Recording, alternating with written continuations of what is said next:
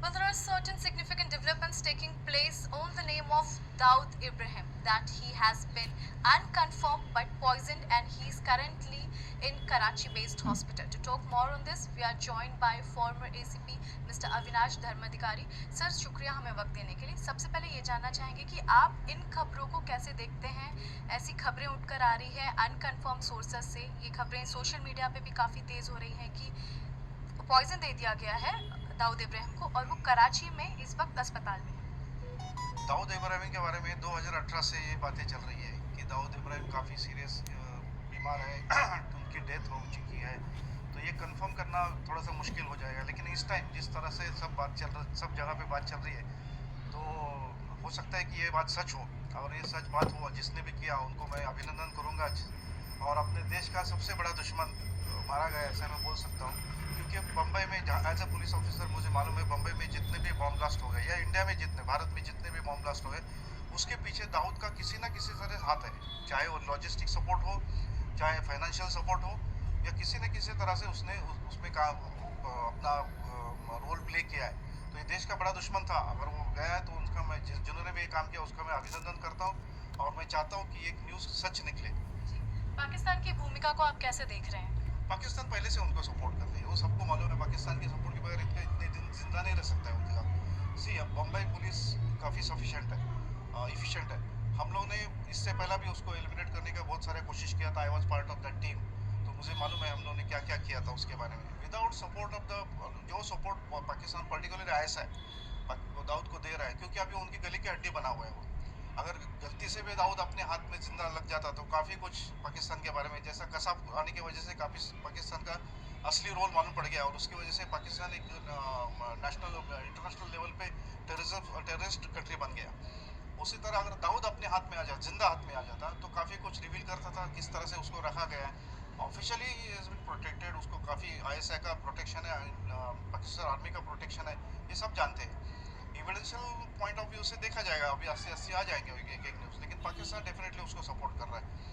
जहाँ तक इंडिया में दाऊद का इन्वॉल्वमेंट का, सब मैंने जैसे बोला बॉम्ब ब्लास्ट में ज़्यादा करें, जो टेररिस्ट ऑर्गेनाइज एक्टिविटीज़ है उसमें तो इन्वॉल्वमेंट था, लेकिन साथ ही साथ उसका बॉलीवुड में इन्वॉल्वमेंट था, ड्रग्स में इन्वॉल्वमेंट था। और जो अभी ज़्यादा जो लोगों को मालूम नहीं, अब कब किसी ज़माने में हमारे यहाँ पे रेस चलती थी, घोड़े की रेस चलती थी, उसको भी मैनिपुलेट करने का, और क्रिकेट बैटिंग में भी दाऊद गिरोह का जरूर हाथ है।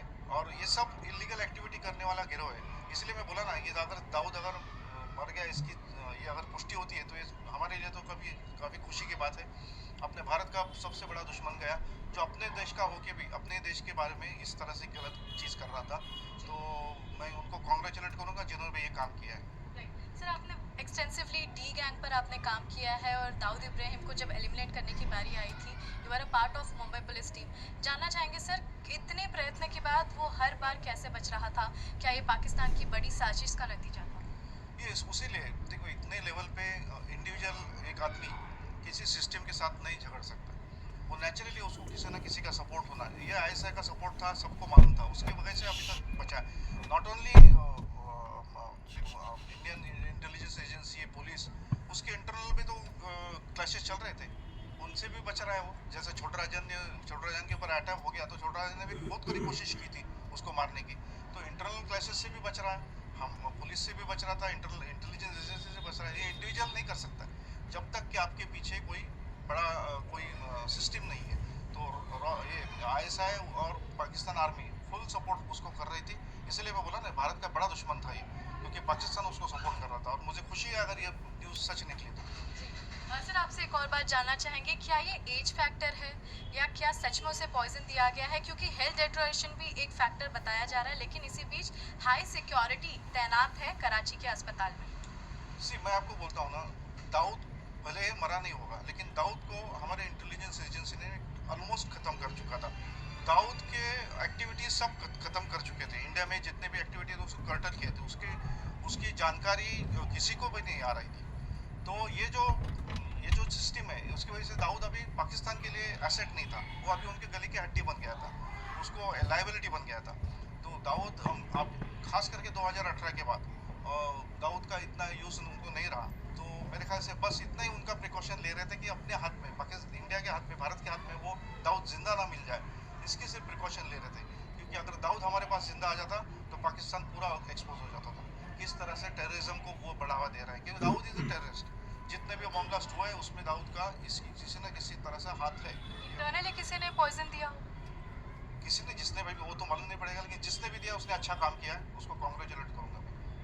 Well, this was an exclusive conversation, categorically speaking about Dawood Ibrahim and what was the role of Dawood Ibrahim when it comes to the terrorism which emerged in India. With video journalist Bhuvan Bish, this is Shweta for Mirror Now.